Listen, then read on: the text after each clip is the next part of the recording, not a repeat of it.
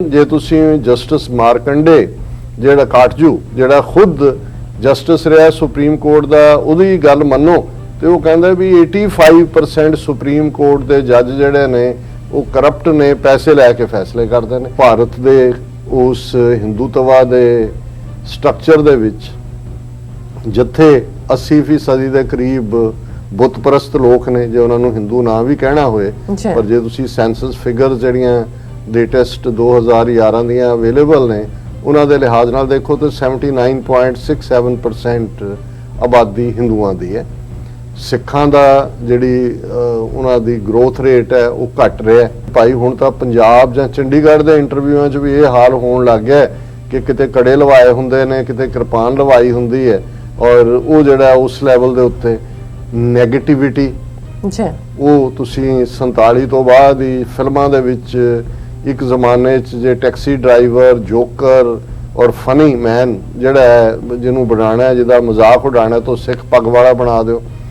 ਜੇ ਕੋਈ ਖਬਰ ਭਾਰਤੀ ਮੀਡੀਆ ਨੂੰ ਮਿਲੀ, ਇਲੈਕਟ੍ਰੋਨਿਕ ਮੀਡੀਆ ਨੂੰ, ਪ੍ਰਿੰਟ ਮੀਡੀਆ ਨੂੰ, ਇਹ ਨਹੀਂ ਕਿ 20,000 ਕਰੋੜ ਦੀ ਡਰੱਗ ਜਿਹੜੀ ਅਡਾਨੀ ਦੀ ਮਲਕੀਅਤ ਵਾਲੇ ਮੁੰਦਰਾ 에ਅਰਪੋਰਟ ਜਿਹੜਾ ਗੁਜਰਾਤ ਦੇ ਵਿੱਚ ਆ ਉਹਦੇ ਚੋਂ ਮਿਲੀ, ਉਸ ਦੇ ਉੱਤੇ ਪਹਿਲੇ ਦਿਨ ਇੱਕ ਖਬਰ ਨਿੱਕੀ ਜਿਹੀ ਲੱਗੀ ਕਿਉਂਕਿ ਉਹ ਇੰਟਰਪੋਲ ਨੇ ਇਨਫੋਰਮ ਕੀਤਾ ਹੁੰਦਾ, ਉਹ ਖਬਰ ਉਨੀ ਕੁ ਲੱਗਣੀ ਹੁੰਦੀ ਹੈ। ਪਰ ਫਿਰ 3 ਹਫ਼ਤੇ ਉਹ ਸ਼ਾਹਰੁਖ ਖਾਨ ਦਾ ਮੁੰਡਾ ਜਿਹੜਾ ਆਰੀਅਨ ਖਾਨ, ਜਿਹਦੇ ਕੋਲੋਂ ਵੀ ਕੋਈ ਡਰੱਗ ਨਹੀਂ ਸੀ, ਪੈਸੇ ਵੀ ਡਰੱਗ ਖਰੀਦਣ ਦਾ ਨਹੀਂ ਸੀ, ਉਹਦੇ ਟੈਸਟ ਵੀ ਇਹ ਨਹੀਂ ਹੈ ਕਿ ਉਹਨੇ ਕੋਈ ਡਰੱਗ ਇਸਤੇਮਾਲ, 23 ਸਾਲਾ ਮੁੰਡਾ, ਉਹਦੇ ਉੱਤੇ ਜਿਵੇਂ ਭਾਰਤ ਦੇ ਕੈਮਰੇ ਘੁੰਮੇ, ਜਿਵੇਂ ਅਦਾਲਤਾਂ ਤੁਸੀਂ ਦੇਖੋ ਵੀ ਕਿਸ ਹੱਦ ਤੱਕ ਮੈਂ ਜੁਡੀਸ਼ਰੀ ਦੀ ਗੱਲ ਕੀਤੀ ਹੈ।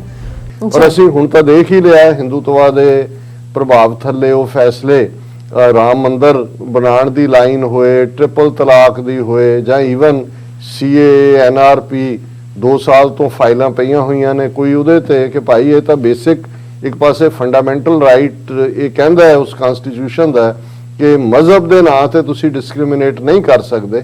ਪਰ ਦੂਸਰੇ ਪਾਸੇ ਅਸੀਂ ਦੇਖਦੇ ਹਾਂ ਕਿ ਜਿਹੜਾ CAA ਕਾਨੂੰਨ ਹੈ ਉਹ ਪਾਕਿਸਤਾਨ, ਅਫਗਾਨਿਸਤਾਨ ਔਰ ਬੰਗਲਾਦੇਸ਼ ਤੋਂ ਆਏ ਜਿਹੜੇ ਮੁਸਲਮਾਨਾਂ ਨੂੰ ਉਹਦੇ ਚੋਂ ਐਕਸਕਲੂਡ ਕਰਦਾ ਹੈ। ਔਰ ਇਸੇ ਤਰ੍ਹਾਂ ਜੇ ਅਸੀਂ ਦੂਸਰੇ ਕਾਨੂੰਨ ਉਹਨਾਂ ਦੇ ਦੇਖੀਏ, ਜਿਵੇਂ ਉਹਨਾਂ ਨੇ ਪੰਜਾਬ ਦੇ ਹਵਾਲੇ ਨਾਲ ਖੇਤੀ ਕਾਨੂੰਨ ਬਣਾਏ ਨੇ ਜਿਹੜਾ ਪਰਵਿਊ ਹੀ ਨਹੀਂ ਹੈ ਸੁਪਰੀਮ ਕੋਰਟ 'ਚ ਕਲੀਅਰਲੀ, ਜਦੋਂ ਪਾਵਰਸ ਸਟੇਟਸ ਦੀਆਂ ਔਰ ਸੈਂਟਰ ਦੀਆਂ ਔਰ ਬਾਅਦ ਦੇ ਵਿੱਚ ਰੈਜ਼ੀਡੂਅਲ ਪਾਵਰਸ ਤੀਸਰਾ ਕਲੌਜ਼ ਹੈ ਤੇ ਐਗਰੀਕਲਚਰ ਵੀ, ਲਾ ਐਂਡ ਆਰਡਰ ਵੀ, ਈਵਨ ਵਾਟਰ ਜਿਹੜਾ ਰਾਈਪੇਰੀਅਨ ਲਾਅ ਉਹ ਸਟੇਟਾਂ ਦਾ ਹੈ। ਹੁਣ ਤੁਸੀਂ ਪੰਜਾਬ ਦੇ ਹਵਾਲੇ ਨਾਲ ਦੇਖੋ ਕਿ ਭਾਈ ਪਾਣੀ ਸਾਡਾ 3/4 ਵਾਟਰ ਪੰਜਾਬ ਦਾ ਉਹਨਾਂ ਨੇ ਖੋਹ ਲਿਆ। ਪਹਿਲਾਂ ਸਤਲੁਜ, ਪਹਿਲਾਂ ਰਾਜਸਥਾਨ ਨਹਿਰ ਜਿਹਦਾ ਨਾਮ ਵੀ ਇੰਦਰਾ ਗਾਂਧੀ ਨਹਿਰ ਰੱਖਿਆ, ਜੇ 16.5 ਮਿਲੀਅਨ ਏਕੜ ਫੁੱਟ ਪਾਣੀ ਇਹ ਅੱਜ ਤੋਂ 40 ਸਾਲ ਪਹਿਲਾਂ ਕੈਲਕੂਲੇਟ ਹੋਇਆ ਸੀ ਪੰਜਾਬ ਦੇ ਦਰਿਆਵਾਂ 'ਚ ਆਉਂਦਾ, ਸਤਲੁਜ, ਬਿਆਸ, ਰਾਵੀ ਜਿਹੜਾ ਇੰਡਸ ਵਾਟਰ ਟ੍ਰੀਟੀ ਥੱਲੇ ਭਾਰਤੀ ਕਬਜ਼ੇ ਵਾਲੇ ਪੰਜਾਬ ਨੂੰ ਮਿਲੇ, ਤੇ 16.5 ਮਿਲੀਅਨ ਏਕੜ ਫੁੱਟ 'ਚੋਂ 8.5 ਮਿਲੀਅਨ ਏਕੜ ਫੁੱਟ ਪਾਣੀ ਸਿੱਧਾ ਰਾਜਸਥਾਨ ਲੈਂਦਾ। ਹਰਿਆਣਾ ਪੰਜਾਬ 'ਚੋਂ ਕ੍ਰੀਏਟ ਕੀਤਾ ਗਿਆ, ਉਹਦੇ ਨਾਲ ਇਹਨਾਂ ਤਿੰਨੋਂ ਦਰਿਆ ਨਹੀਂ ਲੱਗਦੇ, 3.5 ਮਿਲੀਅਨ ਏਕੜ ਫੁੱਟ ਪਾਣੀ ਹਰਿਆਣੇ ਨੂੰ ਦੇ ਦਿੱਤਾ ਗਿਆ। ਔਰ ਲੌਜੀਕ ਇਹ ਦਿੱਤਾ ਗਿਆ ਜੀ ਹਰਿਆਣਾ ਸਟੇਟ ਬਣਨ ਤੋਂ ਪਹਿਲਾਂ ਪੰਜਾਬ ਦਾ ਹਿੱਸਾ ਸੀ, ਇਸ ਲਈ ਉਹਦਾ ਹੱਕ ਬਣਦਾ, ਮੰਨ ਲਓ ਬਣਦਾ।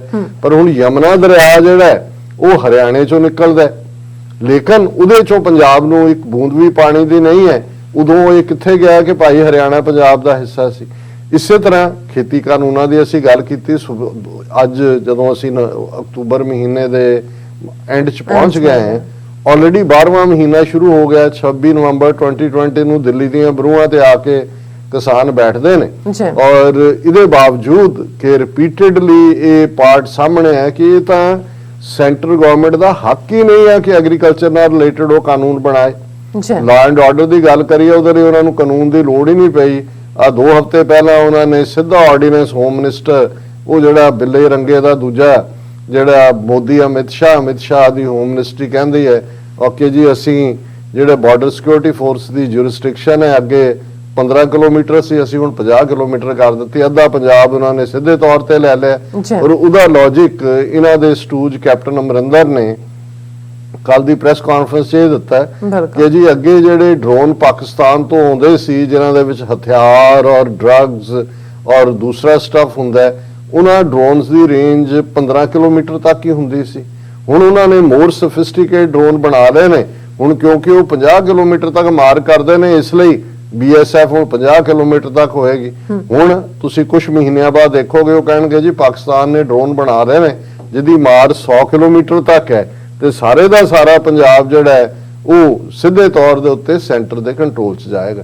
ਹੁਣ ਇਹ ਸਾਰੇ ਹਿੱਸੇ ਨੇ ਭਾਰਤ ਦੇ ਵਿੱਚ ਮੀਡੀਆ ਦੇ ਉੱਤੇ ਉਹਨਾਂ ਦਾ ਪੂਰਾ ਕੰਟਰੋਲ ਹੈ। ਬਾਹਰ ਥੋੜੀ ਬਹੁਤ ਆਵਾਜ਼, ਔਰ ਅਨਫੋਰਚੂਨੇਟਲੀ ਜਿਹੜਾ ਸਾਡਾ ਵੀ ਇੱਕ ਵੱਡਾ ਹਿੱਸਾ ਹੈ ਜਿਨ੍ਹਾਂ ਦੇ ਕੋਲ ਸੋਸ਼ਲ ਮੀਡੀਆ ਦੀ ਮੁਹਾਰਤ ਆਈ ਹੈ ਵਰਤਣ ਦੀ, ਉਹ ਤਾਂ ਇੱਕ ਦੂਸਰੇ ਦੀਆਂ ਪੱਗਾਂ ਉਛਾਲਣ ਤੋਂ ਬਿਨਾਂ ਜਾਂ ਬਹੁਤ ਵਾਰੀ ਧਾਰਮਿਕ ਮੁੱਦਿਆਂ ਦੇ ਉੱਤੇ ਇੱਧਰ ਉੱਧਰ ਦੀਆਂ ਗੱਲਾਂ ਕਰਨ, ਜਾਂ ਕਈ ਵਾਰ ਜੋ ਵਾਪਰਦਾ ਹੈ ਕਰੰਟ ਹੁੰਦਾ 24 ਆਵਰ ਨਿਊਜ਼ ਹੁੰਦੀ ਹੈ ਉਹਦੇ ਤੇ ਹੁੰਦੇ ਨੇ, ਫਿਰ ਅਗਲੇ 24 ਆਵਰ ਹੋਰ ਸੋ ਇੱਕ ਜਿਹਨੂੰ ਕਹਿੰਦੇ ਨੇ ਨਿਸਤ ਬਣ ਕੇ, ਨਿਸ਼ਾਨਾ ਬਣ ਕੇ, ਇੱਕ ਚਿੜੀ ਦੀ ਅੱਖ 'ਚ ਦੇਖ ਕੇ ਕਿ ਭਾਈ ਇਹਨੂੰ ਜਿਹੜਾ ਫੁੰਡਣਾ, ਉਹ ਜਿਹੜਾ ਕੰਮ ਹੈ ਉਹ ਜਦੋਂ ਤੱਕ ਕੋਈ ਸੰਸਥਾ, ਆਰਗੇਨਾਈਜੇਸ਼ਨ, ਕੋਈ ਮੀਡੀਆ, ਸਾਡੇ ਕੋਲ ਤਾਂ ਕੋਈ ਸਾਧਨ ਨਹੀਂ ਨੇ। ਅਸੀਂ ਤਾਂ ਇੱਕ ਫਕੀਰਾਨਾ ਅੰਦਾਜ਼ 'ਚ ਔਰ ਆਪਣੇ ਗੁਰੂ ਦੇ ਉੱਤੇ ਭਰੋਸਾ ਓਟ ਰੱਖ ਕੇ, ਔਰ ਗੁਰੂ ਦੀ ਸੰਗਤ ਜਿਸ ਦੇ ਉੱਤੇ ਸਾਡਾ ਹਮੇਸ਼ਾ ਹੀ ਇਹ ਯਕੀਨ ਰਿਹਾ ਕਿ ਭਾਈ ਗੁਰੂ ਸੰਗਤ ਦੇ ਵਿੱਚ ਵਸਦਾ ਹੈ, ਔਰ ਸੰਗਤ ਜਿਹੜੀ ਹੈ ਉਹ ਹਰ ਪਾਸਿਓਂ ਸਮਰੱਥ ਹੈ। ਅਸੀਂ ਤਾਂ ਜੇ ਤੁਰੇ ਆ ਤਾਂ ਇਸ ਸਹਾਰੇ ਦੇ ਨਾਲ ਹੀ, ਇਹਦੇ ਬਾਵਜੂਦ ਆਪਣਿਆਂ 'ਚ ਵੀ ਦੂਸਰਿਆਂ 'ਚ ਵੀ ਕੋਈ ਇਹ ਨਹੀਂ ਹੈ ਕਿ ਵੀ ਸਾਨੂੰ ਡਿਫਿਕਲਟੀਜ਼ ਕੱਲੀਆਂ ਫਾਈਨੈਂਸ਼ੀਅਲ ਡਿਫਿਕਲਟੀਜ਼ ਨਾਲ ਤਾਂ ਤੁਸੀਂ ਡੀਲ ਕਰ ਲੈਂਦੇ ਹੋ, ਔਰ ਲੇਕਿਨ ਤੁਸੀਂ ਡੇ ਟੂ ਡੇ ਜਦੋਂ ਆਪਣਿਆਂ ਦੀ ਉਸ ਤਨਕੀਦ ਦਾ ਹਿੱਸਾ ਬਣਦੇ ਹੋ ਜਿਹੜਾ ਤੁਸੀਂ ਡਿਜ਼ਰਵ ਨਹੀਂ ਕਰਦੇ। ਦੁਸ਼ਮਣ ਤਾਂ ਹੈ, ਦੁਸ਼ਮਣ ਦੇ ਨੇ ਜੇ ਟ੍ਰੋਲਰ ਛੱਡੇ ਹੋਏ ਨੇ ਰੋਜ਼ਾਨਾ 5-7 ਜਿਹੜੇ ਨੇ ਇਸ ਕਿਸਮ ਦਾ, ਉਹ ਸਮਝ ਆ ਸਕਦਾ। ਉਹ ISI ਦਾ ਪੇਡ ਬਣਾ ਦੇਣ, ਉਹ ਪਾਕਿਸਤਾਨ ਦਾ ਬਣਾ ਦੇਣ, ਉਹ ਸਾਡੀ ਸਿੱਖੀ ਦੇ ਉੱਤੇ ਸਵਾਲ ਖੜਾ ਕਰ ਦੇਣ, ਉਹ ਸਮਝ ਆ ਸਕਦਾ ਦੁਸ਼ਮਣ ਦਾ। ਪਰ ਜੇ ਆਪਣਿਆਂ ਵੀ ਬਹੁਤਿਆਂ ਨੂੰ ਇਹ ਸਮਝ ਨਾ ਹੋਏ ਕਿ ਭਾਈ ਜਿਹੜੇ ਮੁੱਦੇ ਸੈਂਟਰਲ 'ਚ ਨੇ, ਜਦੋਂ ਤੱਕ ਅਸੀਂ ਇਹ ਨਹੀਂ ਮੰਨਦੇ ਕਿ ਹਾਥੀ ਦੀ ਪੈੜ 'ਚ ਸਭ ਦੀ ਪੈੜ, ਹੁਣ ਹਾਥੀ ਕੀ ਹੈ? ਗੁਲਾਮੀ। ਬਿਲਕੁਲ। ਤੇ ਉਸ ਦੀ ਪੈੜ ਨੂੰ ਦੇਖ ਕੇ ਜਿਹੜਾ ਉਸ ਦਾ ਹੱਲ ਕੀ ਹੈ? ਉਹ ਆਜ਼ਾਦੀ। ਕਿ ਭਾਈ ਗੁਲਾਮੀ ਦਾ ਹਾਥੀ ਤੁਹਾਡੇ ਹਾਊਸ 'ਚ ਵੜਿਆ ਹੋਇਆ ਤੇ ਤੁਸੀਂ ਕਹਿ ਰਹੇ ਹੋ ਉਹਦੇ 'ਚ ਮੱਛਰ ਵੀ ਨੇ, ਉਹਦੇ 'ਚ ਚਿੱਚੜ ਵੀ ਆ ਜਾਣਗੇ, ਉਹਦੇ 'ਚ ਚੂਹੇ ਵੀ ਹੋਣਗੇ, ਤੁਸੀਂ ਕਹੋ ਜੀ ਉਹਦਾ ਸਪਰੇਅ ਕਰਨਾ, ਉਹਦਾ ਉਹ ਭਾਈ ਹਾਥੀ ਬਾਹਰ ਕੱਢੋ ਜਿਹਦੇ ਨਾਲ ਇਹ ਸਾਰੀਆਂ ਚੀਜ਼ਾਂ ਆਈਆਂ ਹੋਈਆਂ, ਬਾਕੀ ਸਭ ਕੁਝ ਬਾਹਰ ਹੋ ਜਾਏਗਾ। ਸੋ ਅਸੀਂ ਇਸ ਗੱਲ ਲਈ ਵੀਰ ਸੁਖਬੀਰ ਸਿੰਘ ਜੋਸਨ ਜੀ ਦਾ ਸ਼ੁਕਰੀਆ ਅਦਾ ਕਰਦੇ ਹਾਂ ਕਿ ਉਹਨਾਂ ਨੇ ਸਾਨੂੰ ਇਸ ਯੋਗ ਸਮਝਿਆ TV 84 ਨੂੰ, ਕਿ ਉਹਨਾਂ ਨੇ ਇਸ ਅੱਜ ਦੇ ਪ੍ਰੋਗਰਾਮ ਨੂੰ ਸਪਾਂਸਰ ਕੀਤਾ। ਔਰ ਅੱਜ ਅਸੀਂ ਇਹ ਵੀ ਇੱਕ ਖੁਸ਼ੀ ਦੀ ਖਬਰ ਸਾਂਝੀ ਕਰ ਦਈਏ ਕਿ ਸਾਡੇ ਕੁਝ ਵੀਰਾਂ ਨੇ ਆਪਣੇ ਲੈਵਲ ਤੇ ਐਫਰਟ ਕਰਕੇ ਇੱਕ ਬੜਾ ਖੂਬਸੂਰਤ ਗੀਤ ਜਿਹੜਾ ਉਹਨਾਂ ਨੇ ਐਕਸਕਲੂਸਿਵਲੀ TV 84 ਦੇ ਲਈ ਜਿਹੜਾ ਸਾਡਾ ਸੋਹਣਾ ਖਾਲਿਸਤਾਨ, ਕਿਉਂਕਿ ਇਹ ਤਰਜ਼ ਤਾਂ ਉਸ ਦੀ ਇੱਕ ਪਾਕਿਸਤਾਨੀ ਲੈਲਪੁਰੀਆ ਸੱਜਣ ਜਗਜੀਤ ਸ਼ਾਇਦ ਉਹਨਾਂ ਦਾ ਨਾਮ ਹੈ, ਜਾਂ ਲੈਲਪੁਰੀਆ ਕਹਿੰਦੇ ਨੇ, ਉਹਨਾਂ ਨੇ ਇੱਕ ਬੜਾ ਸੋਹਣਾ ਗੀਤ ਜਿਹੜਾ ਸਾਡਾ ਸੋਹਣਾ ਪਾਕਿਸਤਾਨ ਉਸ ਦੀ ਤਰਜ਼ ਦੇ ਉੱਤੇ ਹੀ ਹੈ, ਬਟ HD 'ਚ, ਔਰ ਬੜਾ ਪਿਆਰ ਨਾਲ ਉਹਨਾਂ ਨੇ ਕਿਸਾਨ ਅੱਜ ਦੀ ਚੱਲ ਰਹੀ ਐਜੀਟੇਸ਼ਨ ਤੇ ਵੀ ਫੋਕਸ ਹੈ, ਪਰ ਮੈਸੇਜ ਖਾਲਿਸਤਾਨ ਦਾ ਹੈ। ਪਰ ਇਹਦੇ ਨਾਲ ਸਭ ਤੋਂ ਵੱਡੀ ਗੱਲ ਕਿ ਇੱਕ ਪਿਆਰ ਤੋਹਫਾ ਉਹਨਾਂ ਨੇ ਭੇਜਿਆ, ਉਹਨਾਂ ਦੀ ਚਾਹਨਾ ਹੈ ਕਿ TV 84 ਦੇ ਉੱਤੇ ਚੱਲੇ। ਅਸੀਂ ਉਹਨੂੰ ਆਪਣੇ ਪਰਮਾਨੈਂਟ ਪਲੇਲਿਸਟ ਦਾ ਹਿੱਸਾ ਵੀ ਬਣਾਵਾਂਗੇ। ਮਤਲਬ ਅੱਜ ਅਸੀਂ ਜਦੋਂ ਹੀ ਪਹਿਲਾ ਸੈਗਮੈਂਟ ਮੁੱਕਣ ਤੇ ਆਏਗਾ ਉਸ ਤੋਂ ਉਦੋਂ ਅਸੀਂ ਇਸ ਨੂੰ ਸ਼ੁਰੂ ਕਰਾਂਗੇ। ਸੋ ਅਸੀਂ ਉਹਨਾਂ ਵੀਰਾਂ ਦਾ, ਉਹਨਾਂ ਦੀ ਕੋਈ ਬਹੁਤ ਸਾਡੇ ਕੋਲ ਪਛਾਣ ਨਹੀਂ ਹੈ, ਉਹਨਾਂ ਨੇ ਕੋਈ ਕ੍ਰੈਡਿਟ ਵੀ ਨਹੀਂ ਲੈਣਾ ਚਾਹਿਆ, ਉਹਨਾਂ ਦਾ ਸੰਪਰਕ ਜਿਹੜਾ ਸੀ ਉਹ ਇਵੇਂ ਹੀ ਪ੍ਰੋਗਰਾਮ ਨਾਲ ਉਹ ਜੁੜੇ ਹੋਏ ਨੇ। ਸੋ ਅਸੀਂ ਉਹਨਾਂ ਦਾ ਵੀ ਔਰ ਆਪਣੇ ਉਹਨਾਂ ਸਾਰੇ ਹੀ ਵੈਲ ਵਿਸ਼ਰਸ ਦਾ, ਖਾਸ ਤੌਰ ਤੇ ਪਾਕਿਸਤਾਨੀ ਭੈਣ ਭਰਾ ਜਿਹੜੇ ਸਾਡੇ ਨਾਲ TV 84 ਨਾਲ ਇੰਤਹਾ ਮੁਹੱਬਤ ਕਰਦੇ ਨੇ, ਜਿਉਂ-ਜਿਉਂ ਕਮੈਂਟ ਮੈਂ ਪੜ੍ਹ ਰਿਹਾ ਹੁੰਦਾ ਹੈ, ਕਈ ਵਾਰ ਅੱਖਾਂ 'ਚ ਅਥਰੂ ਹੁੰਦੇ ਨੇ, ਕਈ ਵਾਰ ਦਿਲ ਦੀ ਧੜਕਣ ਤੇਜ਼ ਹੁੰਦੀ ਹੈ, ਔਰ ਕਈ ਵਾਰ ਬਲਿਹਾਰ ਜਾਣ ਨੂੰ ਕੁਰਬਾਨ ਹੋਣ ਨੂੰ ਜੀ ਕਰਦਾ, ਕਿਉਂਕਿ ਇਹ ਪਿਆਰ ਤੋਂ ਵੱਡਾ ਹੋਰ ਕਿਹੜਾ ਖਜ਼ਾਨਾ ਹੈ? ਇਹੀ ਦੌਲਤ ਹੈ। ਔਰ ਅਸੀਂ ਇਹ ਇੰਨੀ ਦੌਲਤ ਕਮਾ ਲਈ ਹੈ ਕਿ ਹੁਣ ਤਾਂ ਬੈਂਕ ਨਹੀਂ ਲੱਭਦੇ ਕਿ ਰੱਖੀਏ ਕਿੱਥੇ। ਸੋ ਹੁਣ ਅਸੀਂ ਗੱਲ ਕਰੀਏ ਜਿਵੇਂ ਤੁਸੀਂ ਕਿਹਾ ਘੱਟ ਗਿਣਤੀ ਹੋਣਾ, ਪਹਿਲੀ ਗੱਲ ਵੈਸੇ ਤਾਂ ਜੇ ਇਨ ਜਨਰਲੀ ਗੱਲ ਕਰੀਏ ਦੁਨੀਆ 'ਚ ਜਿੱਥੇ ਵੀ ਕਿਤੇ ਜਿਹੜੇ ਅਕਲੀਅਤ 'ਚ ਨੇ ਜਾਂ ਅਕਲੀਤਾਂ ਨੇ, ਮਾਈਨੋਰਟੀਜ਼ ਨੇ, ਅਸੀਂ ਘੱਟ ਗਿਣਤੀ ਕਹਿੰਦੇ ਆ। ਭਾਰਤੀ ਕਬਜ਼ੇ ਵਾਲੀ ਜਿਹੜੀ ਬੋਲੀ ਹੈ ਸਾਡੀ, ਇਧਰ ਅਕਲੀਅਤ ਆਇਆ ਪਰਸ਼ੀਅਨ ਉਰਦੂ 'ਚੋਂ ਹੋਏਗਾ, ਸਾਡੇ ਵੱਡ ਗਿਣਤੀ ਤੇ ਘੱਟ ਗਿਣਤੀ, ਮੈਜੋਰਿਟੀ ਮਾਈਨੋਰਿਟੀ। ਬਿਲਕੁਲ।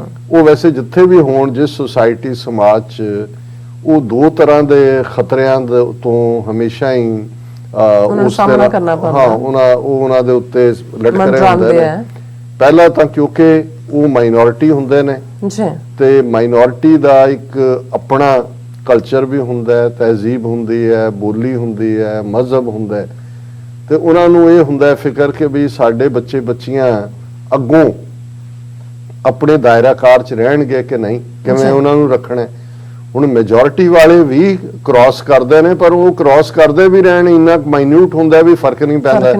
ਪਰ ਜਦੋਂ ਸਾਡੇ ਬੱਚੇ ਬੱਚੀਆਂ ਸੇ ਵਿਆਹ ਦਾ ਮਾਮਲਾ ਹੀ ਹੁੰਦਾ ਹੈ, ਜੇ ਉਹ ਬਾਹਰ ਨਿਕਲ ਜਾਂਦੇ ਨੇ ਤਾਂ ਉਹ ਗਏ ਤਾਂ ਗਏ, ਉਹ ਤਾਂ ਫਿਰ ਤੁਹਾਨੂੰ ਇਹ ਲੱਗੇ ਕਿ ਵੀ ਉਹ ਤੁਹਾਡੀਆਂ ਜੜ੍ਹਾਂ ਨਾਲ ਨਹੀਂ ਰਹਿੰਦੇ। ਸੋ ਅਸੀਂ ਇਹ ਦੇਖ ਰਹੇ ਹਾਂ ਵੀ ਇਹਦੇ ਨਾਲ ਈਵਨ ਕੋਈ ਪ੍ਰੋਸਪੈਰਿਟੀ ਦਾ ਤਾਲੁਕ ਨਹੀਂ ਹੁੰਦਾ। ਬਹੁਤ ਵਾਰ ਇਹ ਜਦੋਂ ਕਿਹਾ ਜਾਂਦਾ ਨਾ ਜੀ ਕਿ ਵੀ ਪੈਸੇ ਦੇ ਜ਼ੋਰ ਤੇ, ਜਿਵੇਂ ਕ੍ਰਿਸਚੀਅਨਿਟੀ ਵਾਲੇ ਜਾਂ ਅੱਜ ਵੀ ਦਲਿਤਾਂ ਨੂੰ ਦੂਜੇ ਈਸਾਈ ਬਣਾ ਰਹੇ ਨੇ, ਬਣਾਉਂਦੇ ਨੇ, ਪੈਸਾ ਕੰਮ ਕਰਦਾ, ਪਰ ਬਹੁਤ ਵਾਰ ਇਹ ਹੁੰਦਾ ਹੁਣ ਜਿਵੇਂ ਭਾਰਤ ਦੇ ਵਿੱਚ ਪਾਰਸੀ ਜ਼ੋਰੈਸਟਰੀਅਨ ਜਿਹੜੇ ਸਦੀਆਂ ਪਹਿਲਾਂ ਈਰਾਨ ਤੋਂ ਆਏ, ਜੇ ਸਭ ਤੋਂ ਅਮੀਰ ਲੋਕ ਉਸ ਖਿੱਤੇ ਦੇ ਦੇਖਣੇ ਹੋਣ ਤੇ ਉਹ ਪਾਰਸੀ ਨੇ। ਜਦੋਂ ਅਸੀਂ ਟਾਟੇ ਦੀ ਗੱਲ ਕਰਦੇ ਹਾਂ ਜਾਂ ਇਹ ਸਾਰੇ ਵੱਡੇ ਵੱਡੇ ਲੋਕ ਜਿਨ੍ਹਾਂ ਨੇ ਫਾਈਨੈਂਸ ਕੀਤਾ, ਫਰੀडम ਮੂਵਮੈਂਟ ਵੇਲੇ ਵੀ ਰਹੇ, ਫੈਕਟਰੀਆਂ ਦੇ ਵੇਲੇ ਵੀ, ਈਵਨ ਪਾਕਿਸਤਾਨ ਦੇ ਮੁੱਢਲੇ ਦਿਨਾਂ 'ਚ ਵੀ ਜਿਹੜਾ ਹੈ ਪਾਕਿਸਤਾਨ ਦੀ ਸਟੇਬਿਲਿਟੀ 'ਚ ਵੀ ਕੌਸਜੀ ਫੈਮਿਲੀ, ਦੂਜੇ ਤੀਜੇ ਇਸ ਕਿਸਮ ਦੇ ਲੋਕ ਅੱਗੇ ਰਹੇ।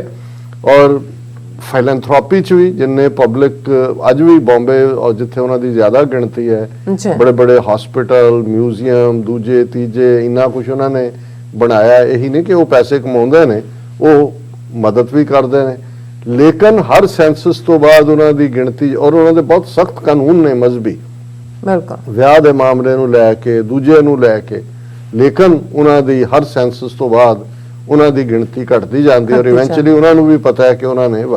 ਹੁਣ ਇਹੀ ਫੀਅਰ ਖਾਸ ਤੌਰ ਤੇ ਜੇ ਅਸੀਂ ਸਿੱਖ ਕੌਮ ਦੇ ਹਵਾਲੇ ਨਾਲ ਦੇਖੀਏ, ਅਸੀਂ ਭਾਵੇਂ ਬਾਹਰਲੇ ਮੁਲਕਾਂ 'ਚ, ਬਹੁਤ ਵੱਡਾ ਫਿਕਰ ਪੇਰੈਂਟਸ ਦਾ ਇਹੀ ਹੁੰਦਾ ਕਿ ਸਾਡੇ ਬੱਚੇ ਬੱਚੀਆਂ ਸਿੱਖੀ ਦੇ ਦਾਇਰੇ 'ਚ ਰਹਿਣ, ਵਿਆਹ ਆਪਣਿਆਂ ਨਾਲ ਕਰਵਾਉਣ, ਲੇਕਿਨ ਤੁਸੀਂ ਖਬਰਾਂ ਇੱਧਰ ਉੱਧਰ ਦੇਖੋਗੇ ਕਿ ਭਾਈ ਤੁਸੀਂ ਕਿੰਨਾ ਕੁ ਜਿਹੜਾ ਉਹ ਚੈੱਕ ਰੱਖ ਸਕਦੇ ਹੋ, ਰੱਖੋਗੇ ਵੀ ਤੇ ਤੁਹਾਡਾ ਕਿੰਨਾ ਕੁ ਵਾਸ ਹੁੰਦਾ। ਅਲਟੀਮੇਟਲੀ ਇਹ ਜਿਹੜਾ ਮੈਜੋਰਿਟੀ ਦਾ ਕਲਚਰ ਹੁੰਦਾ ਹੈ, ਇਹ ਇਵੇਂ ਹੜਵਾਂਗ ਹੁੰਦਾ ਹੈ ਕਿ ਵੀ ਮਾਈਨੋਰਟੀਜ਼ ਦਾ ਵਿਚਾਰੀਆਂ ਉਹ ਲੱਭ ਰਹੀਆਂ ਹੁੰਦੀਆਂ ਨੇ ਕਿ ਕੋਈ ਫੱਟਾ ਮਿਲ ਜਾਏ, ਅਸੀਂ ਤੈਰ ਕੇ ਨਾਲ ਨਾਲ ਤੁਰੇ ਰਹੀਏ, ਨਹੀਂ ਤੇ ਹੜ ਦੇ ਨਾਲ ਉਹਨਾਂ ਨੇ ਹੜਨਾ ਹੀ ਹੁੰਦਾ। ਔਰ ਦੂਸਰਾ, ਜੇ ਤੁਸੀਂ ਆਪਣੀ ਡਿਸਟਿੰਕਟ ਆਈਡੈਂਟੀਟੀ ਦੇ ਨਾਲ ਔਰ ਆਪਣੀ ਪਛਾਣ ਦੇ ਨਾਲ ਤੁਰਦੇ ਹੋ, ਡਿਸਕ੍ਰਿਮੀਨੇਸ਼ਨ ਉਹਦੇ ਸਿੱਖਾਂ ਤੋਂ ਬਿਹਤਰ ਕੋਈ ਨਹੀਂ ਜਾਣਦਾ, ਕਿਉਂਕਿ ਸਾਡੀਆਂ ਤਾਂ ਸ਼ਕਲਾਂ ਹੀ ਡਿਸਟਿੰਕਟ ਨੇ। ਔਰ ਇੱਥੇ ਤੁਸੀਂ ਨੌਕਰੀਆਂ 'ਚ, ਸਕੂਲਾਂ 'ਚ ਬੱਚਿਆਂ ਦਾ ਬੁਲਿੰਗ, ਦੂਸਰਾ ਤੀਸਰਾ, ਇਹ ਸਾਰਾ ਸਿਸਟਮ ਹੁੰਦਾ। ਇਹ ਮੈਂ ਵੈਸਟਰਨ ਸੁਸਾਇਟੀ ਦੀ ਗੱਲ ਕਰ ਰਿਹਾ, ਜਿੱਥੇ ਕਿ ਕੋਈ ਕਾਨੂੰਨਾਂ ਦੇ ਵਿੱਚ ਬਿਲਟ ਇਨ ਬਾਇਸ ਨਹੀਂ ਹੈ। ਹੁਣ ਇਸ ਸਾਰੇ ਨੂੰ ਮੋੜ ਲਓ ਭਾਰਤ ਦੇ ਉਸ ਹਿੰਦੂਤਵਾ ਦੇ ਸਟਰਕਚਰ ਦੇ ਵਿੱਚ, ਜਿੱਥੇ 80% ਦੇ ਕਰੀਬ ਬੁੱਤ ਪ੍ਰਸਤ ਲੋਕ ਨੇ, ਜੇ ਉਹਨਾਂ ਨੂੰ ਹਿੰਦੂ ਨਾ ਵੀ ਕਹਿਣਾ ਹੋਏ, ਪਰ ਜੇ ਤੁਸੀਂ ਸੈਂਸਸ ਫਿਗਰ ਜਿਹੜੀਆਂ ਲੇਟੈਸਟ 2011 ਦੀਆਂ ਅਵੇਲੇਬਲ ਨੇ ਉਹਨਾਂ ਦੇ ਲਿਹਾਜ਼ ਨਾਲ ਦੇਖੋ ਤਾਂ 79.67% ਆਬਾਦੀ ਹਿੰਦੂਆਂ ਦੀ ਹੈ। ਸਿੱਖਾਂ ਦਾ ਜਿਹੜੀ ਉਹਨਾਂ ਦੀ ਗਰੋਥ ਰੇਟ ਹੈ ਉਹ ਘਟ ਰਿਹਾ। ਇੱਕ ਤਾਂ ਜ਼ੋਰ ਵੀ ਪੰਜਾਬ 'ਚ ਦਿੱਤਾ, ਹਮ ਦੋ ਹਮਾਰੇ ਦੋ ਕੱਢਦੇ ਕੱਢਦੇ ਹੁਣ ਸਿਰਫ ਇੱਕ ਤੇ ਆ ਗਏ, ਔਰ ਉੱਥੋਂ ਨਿਕਲ ਵੀ ਰਹੇ ਨੇ ਕਿਉਂਕਿ ਅਪਰਚੁਨਿਟੀਜ਼ ਨਹੀਂ ਨੇ ਉਹਨਾਂ ਦੇ, ਨਾ ਕੋਈ ਵੱਡੀਆਂ ਫੈਕਟਰੀਆਂ, ਨਾ ਨੌਕਰੀਆਂ ਬਾਹਰ ਨੇ, ਉਹ ਵੀ ਡਿਵੈਂਡਲ ਹੋ ਰਿਹਾ। ਮੁਸਲਮਾਨਾਂ ਬਾਰੇ ਹਾਲਾਂ ਉਹਨਾਂ ਦਾ ਕੋਈ ਗਰੋਥ ਰੇਟ ਬਹੁਤਾ ਹਿੰਦੂਆਂ ਨਾਲੋਂ ਫਰਕ 'ਚ ਨਹੀਂ ਹੈ, ਲੇਕਿਨ ਇਹ ਪ੍ਰੋਪੇਗੈਂਡਾ ਉਹਨਾਂ ਦੇ ਅਗੇਂਸਟ ਇੰਨੇ ਜ਼ੋਰ ਨਾਲ ਕੀਤਾ ਜਾ ਰਿਹਾ ਜੀ, ਇਹਨਾਂ ਦੀਆਂ 3-3 ਬੇਗਮਾਂ, 10-10 ਬੱਚੇ, ਔਰ ਇਹ ਤਾਂ ਅਗਲੇ 100 ਸਾਲ 'ਚ ਇੰਡੀਆ ਮੁਸਲਿਮ ਮੈਜੋਰਿਟੀ ਕੰਟਰੀ ਬਣ ਜਾਏਗਾ। ਹਾਲਾਂ ਜਿਹੜੇ ਫੈਕਟਸ ਨੇ ਉਹਦਾ ਗਰਾਊਂਡ ਉਹ ਬਿਲਕੁਲ ਡਿਫਰੈਂਟ ਨੇ। ਸੋ ਇੱਕ ਪਾਸੇ ਇਹ ਪ੍ਰੋਪਰ ਡਿਸਕ੍ਰਿਮੀਨੇਸ਼ਨ ਅਸੀਂ ਹਰ ਪੈਰ ਤੇ ਦੇਖਦੇ ਹਾਂ, ਕਿ ਭਾਈ ਹੁਣ ਤਾਂ ਪੰਜਾਬ ਜਾਂ ਚੰਡੀਗੜ੍ਹ ਦੇ ਇੰਟਰਵਿਊਆਂ 'ਚ ਵੀ ਇਹ ਹਾਲ ਹੋਣ ਲੱਗ ਗਿਆ ਕਿ ਕਿਤੇ ਕੜੇ ਲਵਾਏ ਹੁੰਦੇ ਨੇ, ਕਿਤੇ ਕਿਰਪਾਨ ਲਵਾਈ ਹੁੰਦੀ ਹੈ, ਔਰ ਉਹ ਜਿਹੜਾ ਉਸ ਲੈਵਲ ਦੇ ਉੱਤੇ ਨੈਗੇਟਿਵਿਟੀ ਉਹ ਤੁਸੀਂ 47 ਤੋਂ ਬਾਅਦ ਹੀ ਫਿਲਮਾਂ ਦੇ ਵਿੱਚ ਇੱਕ ਜ਼ਮਾਨੇ 'ਚ ਜੇ ਟੈਕਸੀ ਡਰਾਈਵਰ, ਜੋਕਰ ਔਰ ਫਨੀ ਮੈਨ ਜਿਹੜਾ ਹੈ ਜਿਹਨੂੰ ਬਣਾਉਣਾ, ਜਿਹਦਾ ਮਜ਼ਾਕ ਉਡਾਉਣਾ, ਤੋਂ ਸਿੱਖ ਪੱਗ ਵਾਲਾ ਬਣਾ ਦਿਓ, ਔਰ ਇਹੀ ਚੁਟਕਲੇ ਉਹੀ ਤੁਸੀਂ ਜਿਹੜੇ ਨੇ ਲਤੀਫੇ ਉਹਨਾਂ ਦੇ ਉੱਤੇ ਕਰੋ। ਹੁਣ ਇਸ ਸਾਰੇ ਦੇ ਚੱਲਦੇ ਆ ਮੁਸਲਮਾਨ ਤਾਂ ਭਾਰਤ ਦੇ, ਜਿਵੇਂ ਅਸੀਂ ਕੱਲ ਵੀ ਕਿਹਾ ਸੀ, ਤਾਂ ਉਹ ਤਾਂ ਕਸ਼ਮੀਰੀਆਂ ਨੂੰ ਛੱਡ ਕੇ ਜਿਹੜੇ ਖਹਿੰਦੇ ਨੇ, ਲੜਦੇ ਨੇ, ਬਾਕੀ ਤਾਂ ਇੱਥੇ ਕੀ ਆ ਕੇ ਖੜੇ ਨੇ ਕਿ ਜੀ ਅਸੀਂ ਸੈਕੰਡ ਕਲਾਸ ਸਿਟੀਜ਼ਨ ਹੈ ਤੇ ਅਸੀਂ ਰਹਿਣਾ ਹੀ ਹੈ ਕਿਉਂਕਿ ਪਾਕਿਸਤਾਨ ਬਣ ਗਿਆ ਔਰ ਅਸੀਂ ਇਹ ਗੁਨਾਹ ਕੀਤਾ ਕਿ ਵੀ ਅਸੀਂ ਜਿਹੜਾ ਮੁਸਲਮਾਨ ਹੈ, ਇਸ ਲਈ ਮੁਸਲਮਾਨਾਂ ਦਾ ਮੁਲਕ ਪਾਕਿਸਤਾਨ ਹੈ, ਹਿੰਦੂਆਂ ਦਾ ਸਾਡੇ ਨਾਲ।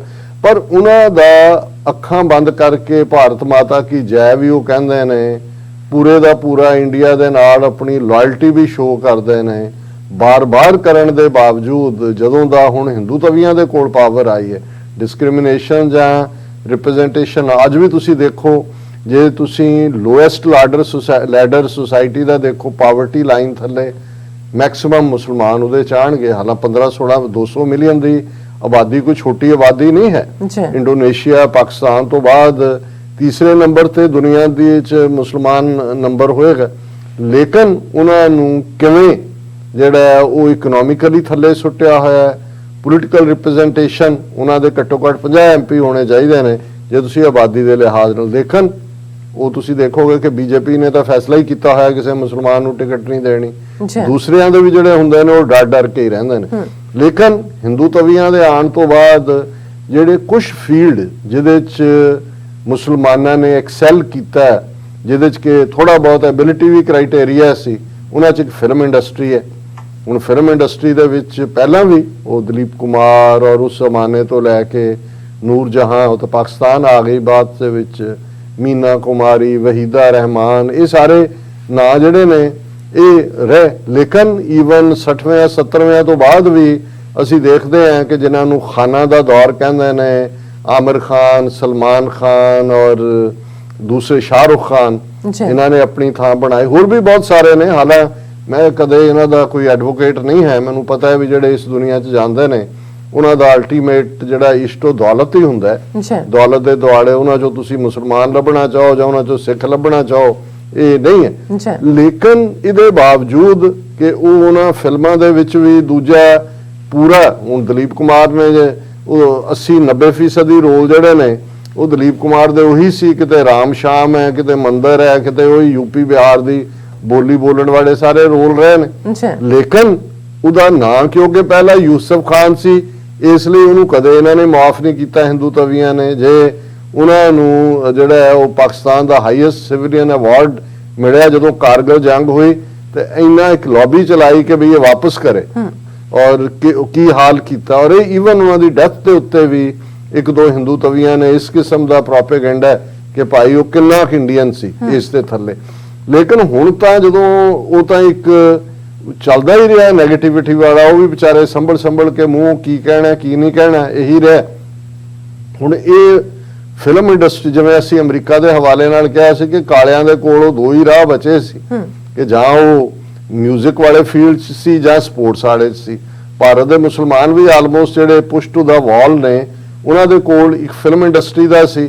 ਉਹ ਜਿਵੇਂ ਤੁਸੀਂ ਦੇਖੋਗੇ ਪਿਛਲੇ 10-12 ਸਾਲਾਂ 'ਚ ਸਾਰਾ ਟ੍ਰੈਂਡ ਬਦਲਿਆ, ਕਿਵੇਂ ਹਿੰਦੂ ਤਵੀ ਵਿਚਾਰਧਾਰਾ ਵਾਲੇ ਅੱਗੇ ਲਿਆਂਦੇ ਗਏ, ਦੂਜਿਆਂ ਨੂੰ ਹਰਾਸ ਕੀਤਾ ਗਿਆ, ਇਨਕਮ ਟੈਕਸ ਹੋਏ, ਉਹ ਜਿਹੜਾ ਇਹਨਾਂ ਦਾ ਈਡੀ ਡਿਪਾਰਟਮੈਂਟ ਹੋਏ, ਉਹਨਾਂ ਦੇ ਛਾਪੇ ਇੱਧਰ ਉੱਧਰ। ਔਰ ਹੁਣ ਸਿੱਧੇ ਤੌਰ ਤੇ ਜੇ ਮੈਂ ਗੱਲ ਕਰਾਂ, ਕਿਉਂਕਿ ਪਿਛਲੇ 3 ਹਫ਼ਤਿਆਂ ਦੇ ਵਿੱਚ ਜੇ ਕੋਈ ਖਬਰ ਭਾਰਤੀ ਮੀਡੀਆ ਨੂੰ ਮਿਲੀ, ਇਲੈਕਟ੍ਰੋਨਿਕ ਮੀਡੀਆ ਨੂੰ, ਪ੍ਰਿੰਟ ਮੀਡੀਆ ਨੂੰ, ਇਹ ਨਹੀਂ ਕਿ 20,000 ਕਰੋੜ ਦੀ ਡਰੱਗ ਜਿਹੜੀ ਅਡਾਨੀ ਦੀ ਮਲਕੀਅਤ ਵਾਲੇ ਮੁੰਦਰਾ 에ਅਰਪੋਰਟ ਜਿਹੜਾ ਗੁਜਰਾਤ ਦੇ ਵਿੱਚ ਆ ਉਹਦੇ ਚੋਂ ਮਿਲੀ, ਉਸ ਦੇ ਉੱਤੇ ਪਹਿਲੇ ਦਿਨ ਇੱਕ ਖਬਰ ਨਿੱਕੀ ਜਿਹੀ ਲੱਗੀ, ਕਿਉਂਕਿ ਉਹ ਇੰਟਰਪੋਲ ਨੇ ਇਨਫੋਰਮ ਕੀਤਾ ਹੁੰਦਾ, ਉਹ ਖਬਰ ਉਨੀ ਕੁ ਲੱਗਣੀ ਹੁੰਦੀ ਹੈ, ਉਹ ਗਾਇਬ ਹੋ ਗਈ। ਪਰ ਫਿਰ 3 ਹਫ਼ਤੇ ਉਹ ਸ਼ਾਹਰੁਖ ਖਾਨ ਦਾ ਮੁੰਡਾ ਜਿਹੜਾ ਆਰੀਅਨ ਖਾਨ, ਜਿਹਦੇ ਕੋਲੋਂ ਵੀ ਕੋਈ ਡਰੱਗ ਨਹੀਂ ਸੀ, ਪੈਸੇ ਵੀ ਡਰੱਗ ਖਰੀਦਣ ਦਾ ਨਹੀਂ ਸੀ, ਉਹਦੇ ਟੈਸਟ ਵੀ ਇਹ ਨਹੀਂ ਹੈ ਕਿ ਉਹਨੇ ਕੋਈ ਡਰੱਗ ਇਸਤੇਮਾਲ 23 ਸਾਲਾ ਮੁੰਡਾ ਉਹਦੇ ਉੱਤੇ ਜਿਵੇਂ ਭਾਰਤ ਦੇ ਕੈਮਰੇ ਘੁੰਮੇ, ਜਿਵੇਂ ਅਦਾਲਤਾਂ ਤੁਸੀਂ ਦੇਖੋ ਵੀ ਕਿਸ ਹੱਦ ਤੱਕ ਮੈਂ ਜੁਡੀਸ਼ਰੀ ਦੀ ਗੱਲ ਕੀਤੀ ਹੈ, ਉਸ ਦੇ ਬਾਵਜੂਦ ਔਰ ਉਹਨਾਂ ਦੇ ਐਕਸਪਰਟਸ ਦੀਆਂ ਮੈਂ ਸੁਣ ਰਿਹਾ ਸੀ ਟੈਸਟੀਮਨੀਜ਼ ਕਿ ਭਾਈ ਨਾ ਤੁਹਾਡੀ ਪੋਜੈਸ਼ਨ 'ਚ ਹੈ, ਨਾ ਤੁਸੀਂ ਉਹਦਾ ਸੇਵਨ ਕੀਤਾ ਹੋਇਆ, ਨਾ ਤੁਹਾਡੇ ਕੋਲ ਪੈਸੇ ਨੇ, ਇੱਕ ਤੁਸੀਂ ਸੈਟਅਪ ਕਰਦੇ ਹੋ, ਇੱਕ ਕਰੂਜ਼ ਦੇ ਨਾਂ ਥੱਲੇ ਕਿ ਉਹਨੂੰ ਸੱਦਦੇ ਹੋ ਔਰ ਤੁਸੀਂ ਉਹਨੂੰ ਔਰ ਜਿਹੜਾ ਡਿਸਟ੍ਰਿਕਟ ਕੋਰਟ ਹੈ ਉਹ ਜ਼ਮਾਨਤ ਨਹੀਂ ਕਰਦਾ, ਸੈਸ਼ਨ ਕੋਰਟ ਜ਼ਮਾਨਤ ਨਹੀਂ ਕਰਦਾ, ਹਾਈ ਕੋਰਟ 'ਚ ਜੇ ਸ਼ਾਹਰੁਖ ਖਾਨ ਕੋਲ ਪੈਸੇ ਨਾ ਹੁੰਦੇ ਉਹ ਉਸ ਮੁਕੇਸ਼ ਰੁਸਤਗੀ ਵਰਗੇ ਔਰ ਵੱਡੀ ਟੀਮ ਖੜੀ ਨਾ ਕਰਦਾ ਤੇ ਹੁਣ ਜਿਹੜੀ ਹਾਈ ਕੋਰਟ ਨੇ ਜ਼ਮਾਨਤ ਮੰਨੀ ਹੈ ਆਲਮੋਸਟ 27 ਦਿਨਾਂ ਬਾਅਦ, ਅਜੇ ਵੀ ਇੱਕ ਦਿਨ ਲੱਗ ਜਾਣਾ ਉਹਨੂੰ ਬਾਹਰ ਆਉਂਦੇ ਆ ਕਿਉਂਕਿ ਉਹ ਕਾਗਜ਼ ਕੌਣ ਛੁਡਾ ਸਕਦਾ ਸੀ। ਬਿਲਕੁਲ। ਔਰ ਇਸ ਪੀਰੀਅਡ 'ਚ ਸਾਹਮਣੇ ਆਇਆ ਕਿ ਕਿਵੇਂ ਇੱਕ ਪੂਰਾ ਜਿਹੜਾ ਉਹਨਾਂ ਦਾ ਡਰੱਗ ਡਿਪਾਰਟਮੈਂਟ ਉਹਦੇ ਵਿਚਲਾ ਬੰਦਾ ਉਹਦੇ ਨਾਲ ਵਿਚੋਲੇ ਵੀ ਛੱਡੇ ਹੋਏ ਨੇ, ਡੀਲ ਬਣਾ ਰਹੇ ਨੇ ਸ਼ਾਹਰੁਖ ਖਾਨ ਨਾਲ ਕਿ 25 ਕਰੋੜ ਰੁਪਈਆ ਦੇ ਇਹਨੂੰ ਛੱਡ ਦਿੰਨੇ, ਕਿੰਨਾ ਕੁਝ ਇਸ ਸੱਚ ਸਾਹਮਣੇ ਆਇਆ। ਮਤਲਬ ਇੱਕ ਕਾਮਨ ਬੰਦਾ ਜਿਹਦਾ ਕੋਈ ਇੰਟਰਸਟ ਨਾ ਹੋਏ ਕਿਸੇ 'ਚ, ਉਹਨੂੰ ਈਵਨ ਕਿਸੇ ਲਾਅ ਦਾ ਵੀ ਪਤਾ ਨਾ ਹੋਏ, ਉਹ ਸਿੰਪਲੀ ਕਹੇਗਾ ਕਿ ਭਾਈ ਇਹ ਫਸਾਇਆ ਗਿਆ। ਹੁਣ ਜੇ ਉਹਦੀ ਜ਼ਮਾਨਤ ਹੋਈ ਹੈ ਤੇ ਜਿਹੜਾ ਦੂਸਰਾ part T20 cricket match Pakistan ਦੀ ਵਿਕਟਰੀ ਔਰ ਉਹਨੂੰ ਲੈ ਕੇ ਇਮੀਡੀਏਟ ਪਹਿਲੇ 24 ਘੰਟੇ ਦਾ ਮਾਰ ਕੁਟਾਈ ਜਿਵੇਂ ਸੰਗਰੂਰ ਭਾਈ ਗੁਰਦਾਸ ਇੰਸਟੀਚਿਊਟ 'ਚ ਯੂਪੀ ਬਿਹਾਰ ਦੇ ਸਟੂਡੈਂਟਸ ਨੇ ਕੀਤਾ ਔਰ ਹੌਲੀ ਹੌਲੀ ਫਿਰ ਇਹ ਖਬਰਾਂ ਕਿ ਜੀ ਉੱਥੇ ਸੈਲੀਬ੍ਰੇਟ ਕੀਤਾ ਕਸ਼ਮੀਰ। ਹੁਣ ਸ੍ਰੀਨਗਰ ਦੇ 2 ਮੈਡੀਕਲ ਕਾਲਜ ਨੇ, ਉਹਨਾਂ ਦੇ ਸਟੂਡੈਂਟਸ ਦੇ ਖਿਲਾਫ ਜਿਹੜਾ ਉਹ ਸੈਡੀਸ਼ਨ ਕੇਸ ਵੀ ਤੇ UAPA ਵੀ ਲਾਤਾ। ਹੁਣ ਅੱਜ ਯੂਪੀ ਦਾ ਚੀਫ ਮਿਨਿਸਟਰ ਉਹ ਕਨਪਾਟਾ ਗੁੰਡਾ ਜੋਗੀ ਆਦਿੱਤਿਆਨਾਥ ਕਹਿੰਦਾ ਕਿ ਜੀ ਜਿੰਨੇ ਇਹ ਆਏ ਨੇ ਆਗਰੇ ਚੋਂ 3-4 ਕਸ਼ਮੀਰੀ ਸਟੂਡੈਂਟ ਜਿਹੜੇ ਨੇ ਉਹਨਾਂ ਦੇ ਖਿਲਾਫ ਕਿ ਜੀ ਇਹਨਾਂ ਨੇ ਨਾਰੇ ਮਾਰੇ। ਹਾਲਾਂ ਉਹ ਇੰਸਟੀਚਿਊਟ ਵਾਲਾ ਕਹਿ ਰਿਹਾ, ਆਗਰੇ ਵਾਲਾ ਜਿਹੜਾ ਪ੍ਰਿੰਸੀਪਲ ਹੈ ਜੀ ਕੋਈ ਨਹੀਂ ਹੈ, ਲੇਕਿਨ ਹਿੰਦੂ ਭੀੜ ਇਕੱਠੀ ਹੋ ਕੇ ਹਿੰਦੂ ਤਵੀਆਂ ਦੀ ਉਹਨਾਂ ਨੂੰ FIR ਕਰਵਾਈ, ਉਹਨਾਂ ਨੂੰ ਅਰੈਸਟ ਕਰ ਲਿਆ ਗਿਆ ਔਰ ਯੋਗੀ ਆਦਿੱਤਿਆਨਾਥ ਕਹਿ ਰਿਹਾ ਕਿ ਭਾਈ sedition law will be invoked against those celebrating Pakistan victory in T20 match. ਔਰ ਇਹ ਇਕੱਲਾ ਯੂਪੀ ਜਾਂ ਆਗਰੇ ਜਾਂ ਦੂਜੇ 'ਚ ਨਹੀਂ ਹੋਇਆ, ਕਸ਼ਮੀਰ ਦੇ ਵਿੱਚ ਜਿਹੜਾ ਉਹਨਾਂ ਦੇ ਉੱਤੇ ਵੀ UAPA। ਹੁਣ UAPA ਕੀ ਹੈ? Unlawful activities and prevention act, ਜਿਹਦੇ ਥੱਲੇ ਤੁਹਾਡੀ ਜ਼ਮਾਨਤ ਨਹੀਂ ਹੁੰਦੀ। ਸੈਡੀਸ਼ਨ ਦੇਸ਼ ਧਰੋਹ ਦਾ ਕੇਸ ਹੈ। ਹੁਣ ਇਹ ਜਿਹੜਾ ਸਾਰਾ ਟ੍ਰੈਂਡ ਹੈ ਕਿ ਜੇ ਤੁਸੀਂ ਭਾਰਤ ਦੇ ਜਿਹੜੇ ਕਾਨੂੰਨ ਦਹਿਸ਼ਤਗਰਦੀ ਨਾਲ ਜੁੜੇ ਹੋਏ ਕਦੇ ਇਹ, ਹਾਲਾਂਕਿ ਜਿਹੜਾ UAPA ਹੈ unlawful activities and prevention act 1967 ਦਾ ਹੈ, ਲੇਕਿਨ ਇਹਦੇ 'ਚ ਉਹਨਾਂ ਨੇ ਇੰਨੀਆਂ ਅਮੈਂਡਮੈਂਟ ਕਰਕੇ ਇਹਨੂੰ ਆਲਮੋਸਟ ਉਹ ਲਾਅ ਬਣਾ ਦਿੱਤਾ ਜਿਹਦੇ ਥੱਲੇ ਤੁਹਾਡੀ ਜ਼ਮਾਨਤ ਹੋ ਹੀ ਨਹੀਂ ਸਕਦੀ, ਘੱਟੋ ਘੱਟ 1 ਸਾਲ ਤੁਹਾਨੂੰ ਅੰਦਰ ਰੱਖਣਗੇ। ਹੁਣ ਸੈਡੀਸ਼ਨ ਲਾਅ ਕੀ ਹੈ? ਨੈਸ਼ਨਲ ਸਿਕਿਉਰਿਟੀ ਐਕਟ, ਉਹਦੇ ਥੱਲੇ ਤੁਹਾਨੂੰ ਜਦੋਂ ਮਰਜ਼ੀ ਚੁੱਕ ਲੈਣ ਬਿਨਾਂ ਦੱਸਿਆ ਕੋਈ ਉਹਦਾ। ਹੁਣ ਪੰਜਾਬ 'ਚ ਜਿਹੜਾ ਇਹਨਾਂ ਨੇ BSF ਨੂੰ ਦਿੱਤਾ ਹੈ ਰਾਈਟ, ਉਹਦੇ ਥੱਲੇ ਕੋਈ ਮੈਜਿਸਟ੍ਰੇਟ ਦੇ ਵਾਰੰਟ ਦੀ ਲੋੜ ਨਹੀਂ, ਕੋਈ ਹੋਰ ਨਹੀਂ, ਜਿਹਨੂੰ ਮਰਜ਼ੀ ਚੁੱਕ ਲੈਣ। ਉਹ ਇਹਨਾਂ ਹਾਲਤਾਂ ਦੇ ਚੱਲਦੇ ਆ। ਔਰ ਜੇ ਇਸ ਪੀਰੀਅਡ ਦੇ ਵਿੱਚ ਜਿਹੜੇ ਬਾਕੀ ਲਾਅ ਵੀ ਆਏ, ਟਾਡਾ ਆਇਆ ਟੈਰਰਿਸਟ ਐਂਡ ਡਿਸਰਪਟਿਵ ਐਕਟੀਵਿਟੀਜ਼ ਐਕਟ, ਪੋਟਾ ਆਇਆ, ਜੇ ਉਹਨਾਂ ਦਾ ਡਾਟਾ, ਕਿਉਂਕਿ ਮੈਨੂੰ ਇਹ ਹੁੰਦਾ ਕਿ ਵੀ ਇਹ ਸਾਡੇ ਕੋਲ ਜੇ ਅਸੀਂ ਬਹੁਤ ਡਾਟੇ ਵੱਲ ਚਲੇ ਜਾਈਏ ਤਾਂ ਇੱਕ ਬੋਰਿੰਗ ਐਸਪੈਕਟ ਵੀ ਹੁੰਦਾ, ਪਰ ਇਨ ਜਨਰਲ ਜੇ ਮੈਂ ਕਹਾਂ ਕਿ ਜਿਹੜੇ ਸਾਰੇ ਕਾਨੂੰਨ ਨੇ UAPA, ਟਾਡਾ, ਪੋਟਾ ਔਰ ਹੁਣ ਤੱਕ ਜਿਹੜੇ ਬਣੇ ਨੇ ਪਿਛਲੇ ਤੁਸੀਂ ਪੀਰੀਅਡ ਦੇ ਕੱਢ ਲਓ, ਇਹਦੇ 70% ਤੋਂ ਜ਼ਿਆਦਾ ਜਿਹੜੇ ਇਸ ਦੇ ਵਿੱਚ ਅੰਦਰ ਫੜੇ ਸਾਲਾਂ ਬਦੀ ਰੁਲ ਰਹੇ ਨੇ, ਉਹਨਾਂ ਦੇ ਵਿੱਚ ਸਿੱਖ ਨੇ, ਮੁਸਲਮਾਨ ਨੇ, ਦਲਿਤ ਨੇ, ਟ੍ਰਾਈਬਲਸ ਨੇ। ਸੋ ਇਸ ਹਾਲ ਦੇ ਚੱਲਦੇ ਆ ਔਰ ਹੁਣ ਤਾਂ ਉਹਨਾਂ ਦੇ ਹੱਥ ਪਾਵਰ ਆਈ ਹੈ। ਜਿਵੇਂ ਈਵਨ ਸੁਪਰੀਮ ਕੋਰਟ ਨੇ ਵੀ ਇਹ ਕਿਹਾ ਵੀ ਇਹ ਤਾਂ ਜਾਰਜ ਆਰਵੈਲ ਦੇ 1984 ਵਾਲਾ ਪਾਰਟ ਹੈ ਕਿ ਬਿਗ ਬ੍ਰਦਰ ਇਜ਼ ਵਾਚਿੰਗ, ਤੁਸੀਂ ਕੀ ਕੀਤਾ ਕੀ ਨਹੀਂ ਕੀਤਾ ਇਹ ਬਿਸਾਈਡਸ ਦਾ ਪੁਆਇੰਟ ਹੈ। ਜਦੋਂ ਉਹਨਾਂ ਨੇ ਟਰੈਪ ਕਰਨਾ ਉਹਨਾਂ ਦੇ ਕੋਲ ਕਾਨੂੰਨ ਦਾ ਦਾਇਰਾ ਵੀ ਹੈ ਕਿ ਕਿਹੜਾ ਕਾਨੂੰਨ ਉਹਨਾਂ ਨੇ ਲਾਉਣਾ ਹੈ, ਪੁਲਿਸ ਵੀ ਹੈ ਜਿਹਨੇ ਤੁਹਾਨੂੰ ਟਾਰਚਰ ਕਰਨਾ ਹੈ, ਜੱਜ ਵੀ ਉਹਨਾਂ ਦੇ ਨੇ। ਜਿਵੇਂ ਉਹ ਐਨੀਮਲ ਫਾਰਮ, ਜਾਰਜ ਆਰਵੈਲ ਦਾ ਇੱਕ ਹੋਰ ਰਾਈਟ ਹੈ ਨੋਵਲ ਐਨੀਮਲ ਫਾਰਮ, ਉਹਦਾ ਕਨਕਲੂਜਨ ਹੀ ਇਹ ਹੈ ਕਿ we hang first will be tried later, ਵੀ ਮੁਕਦਮਾ ਬਾਅਦ ਚਲਾਵਾਂਗੇ, ਉਹਨੂੰ ਪਹਿਲਾਂ ਟੰਗ ਦਿਓ। ਹੁਣ ਜਿਹੜਾ ਇਹ ਆਰੀਅਨ ਖਾਨ ਦੇ ਨਾਂ ਥੱਲੇ ਜਾਂ ਇਸ ਤੋਂ ਪਹਿਲਾਂ ਅਸੀਂ ਦੂਸਰੇ ਦੇਖਦੇ ਹਾਂ, ਭਾਈ ਕੁਲਬੀਰ ਸਿੰਘ ਬੜਾ ਪਿੰਡ ਸਿੱਖ ਯੋਧਾ, ਇੱਥੇ 10-12 ਸਾਲ ਜੇਲ੍ਹ 'ਚ ਰਹੇ, ਐਕਸਟਰਾਡਾਈਟ ਹੋਏ, ਸ਼੍ਰੋਮਣੀ ਕਮੇਟੀ ਮੈਂਬਰ ਬਣੇ, ਦਲ ਖਾਲਸਾ ਨਾਲ ਸੰਬੰਧਿਤ, ਇੱਕ ਨਿੱਜੀ ਝਗੜਾ ਜਿਹਦੇ ਚ ਕਿ ਵਿਰੋਧੀ ਲਾਈਨ ਉਹਨਾਂ ਦੇ ਉੱਤੇ ਹਮਲਾ ਕਰਦੀ ਹੈ, ਸੈਲਫ ਡਿਫੈਂਸ 'ਚੋਂ ਗੋਲੀ ਚਲਾਉਂਦੇ ਨੇ, ਵਿਰੋਧੀ ਬੰਦਾ ਮਰ ਜਾਂਦਾ ਹੈ। ਪਿਛਲੇ 7 ਸਾਲ ਤੋਂ ਜੇਲ੍ਹ ਸੀ, ਕੱਲ ਅਦਾਲਤ ਫੈਸਲਾ ਸੁਣਾ ਕੇ ਉਹਨਾਂ ਦੀ ਉਮਰ ਕੈਦ ਕਰ ਦਿੰਦੀ ਹੈ। ਉਹਦਾ ਮਤਲਬ ਹੈ ਕਿ ਵੀ ਕੋਈ ਵੀ ਜਿਹੜਾ ਸਿੱਖ ਲੋਕਾਂ ਦੀ ਆਵਾਜ਼ ਬਣ ਸਕਦਾ ਹੈ ਉਹਨੂੰ ਉਹਨਾਂ ਨੇ ਬਾਹਰ ਨਹੀਂ ਆਣ ਦੇਣਾ ਹੈ। ਔਰ ਮੈਂ ਘੜੀ ਵੱਲ ਦੇਖ ਰਿਹਾ ਕਿ ਆਲਰੇਡੀ ਅਸੀਂ ਜਿਹੜਾ ਉਹ ਵਕਤ ਦੀ ਸੀਮਾ ਤੱਕ ਪਹੁੰਚ ਗਏ। ਔਰ ਮੈਂ ਆਪਣੇ ਟੈਕਨੀਕਲ ਟੀਮ ਨੂੰ ਕਹਾਂਗਾ ਕਿ ਸਾਡੇ ਉਹਨਾਂ ਵੀਰਾਂ ਵੱਲੋਂ ਭੇਜਿਆ ਇੱਕ ਸੁਗਾਤੀ ਗਾਣਾ ਉਸ ਨੂੰ ਚਲਾ ਦੇਣ ਜੀ। ਰਾਜ ਵਾਹਿਗੁਰੂ ਜੀ ਕਾ ਖਾਲਸਾ, ਵਾਹਿਗੁਰੂ ਜੀ ਕੀ ਫਤਿਹ। ਬੋਲੇ ਸੋ ਨਿਹਾਲ, ਸਤਿ ਸ੍ਰੀ ਅਕਾਲ।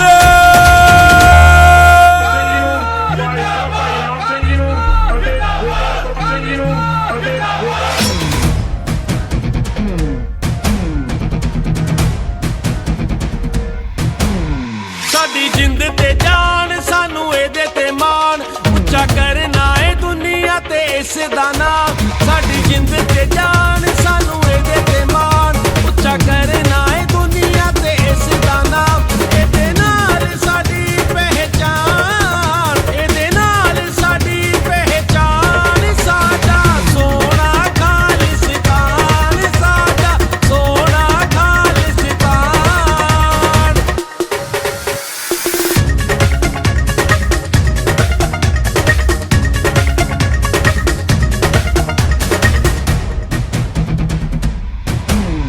ਅਸੀਂ ਸ਼ੇਰ ਪੁੱਤਰ ਇਸ ਧਰਤੀ ਦੇ ਦੁਸ਼ਮਣ ਨੂੰ ਖੰਗਣ ਦਿੰਦੇ ਨਾ। ਅਸੀਂ ਜਾਨ ਦੀ ਬਾਜ਼ੀ ਲਾਗੇ ਪਰ ਇੱਕ ਪੈਰ ਵੀ ਲੰਘਣ ਦਿੰਦੇ ਨਾ। ਇਹਦੇ ਨਾਲ ਸਾਡੀ ਪਹਿਚਾਨ, ਇਹਦੇ ਨਾਲ ਸਾਡੀ ਪਹਿਚਾਨ, ਸਾਡਾ ਸੋਹਣਾ ਖਾਲਿਸਤਾਨ, ਸਾਡਾ ਸੋਹਣਾ ਖਾਲਿਸਤਾਨ।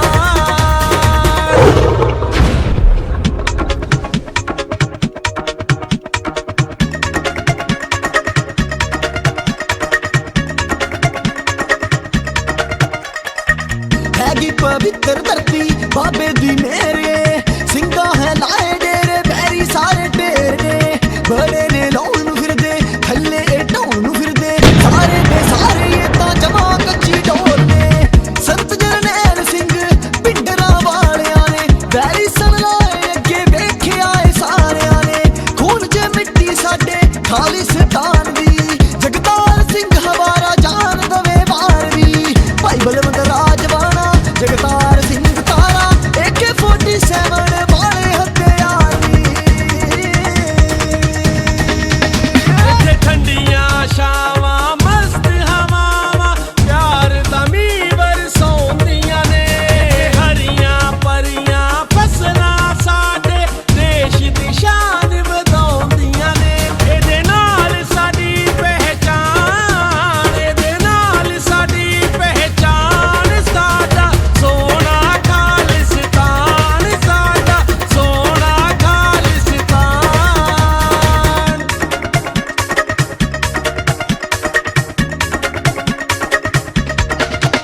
ਅਸੀਂ ਖੰਡੇ ਵਾਲਾ ਝੰਡਾ ਸਾਰੀ ਦੁਨੀਆ ਤੇ ਲਹਿਰਾਵਾਂਗੇ। ਅਸੀਂ ਹਿੰਦੂ ਮੁਸਲਮ ਸਿੱਖ ਮਸੀਹੀ ਦੇਸ਼ ਲਈ ਮਰ ਮਿਟ ਜਾਵਾਂਗੇ। ਇਹਦੇ ਨਾਲ ਸਾਡੀ ਪਹਿਚਾਨ, ਇਹਦੇ ਨਾਲ ਸਾਡੀ ਪਹਿਚਾਨ, ਸਾਡਾ ਸੋਹਣਾ ਖਾਲਿਸਤਾਨ, ਸਾਡਾ ਸੋਹਣਾ ਖਾਲਿਸਤਾਨ, ਸਾਡਾ ਸੋਹਣਾ ਖਾਲਿਸਤਾਨ। शस्त्रम के अधीन है राज, राज बिना नहीं धर्म चले हैं, धर्म बिना सब दले मरे हैं। ओ किसी को राज न दे है, जो लय है निज बल से लय है।